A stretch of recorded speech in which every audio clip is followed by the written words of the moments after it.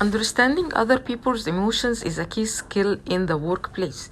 It can enable us to resolve conflicts, to build more productive teams, and to improve our relations with co-workers, clients, and customers. In this video, I will introduce to you what the meaning for empathy and how to develop empathy in workspace.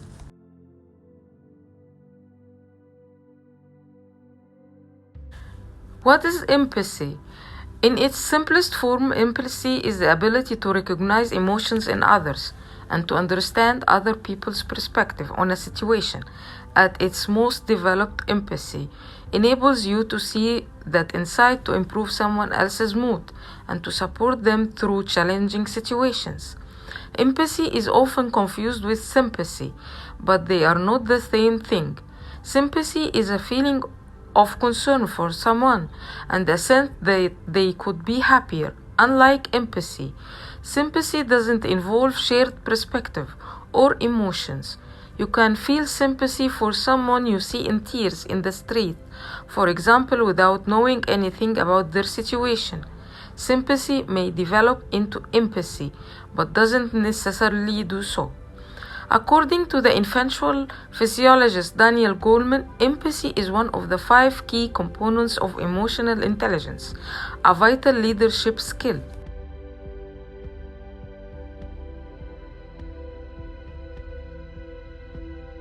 How to develop empathy at workspace? You might struggle to show empathy initially. You could be nervous about committing yourself emotionally or feel unable to do so. But this doesn't mean that you are doomed to fail. To use empathy effectively, you need to put aside your own viewpoint and see things from the other person's perspective.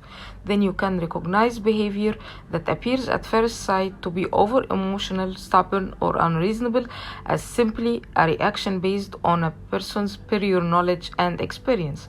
Practice the following techniques frequently so that they start to become second nature. Give full attention. Listen carefully to what someone is trying to tell you. Use your eyes and gut instinct to understand the entire message that they are communicating. Start with listening out for the key words and phrases that they use. Practically, if they use them repeatedly, then think about how as well as what they are saying. What's their tone or body language telling you? Are they angry, ashamed, or scared, for example? Consider other people's perspectives. You are likely familiar with the saying, before you criticize someone, walk a mile in their shoes. Examine your own attitude and keep an open mind. Placing too much emphasis on your own assumptions and beliefs doesn't leave much space to empathy. Once you see why others believe what they believe, you can acknowledge it.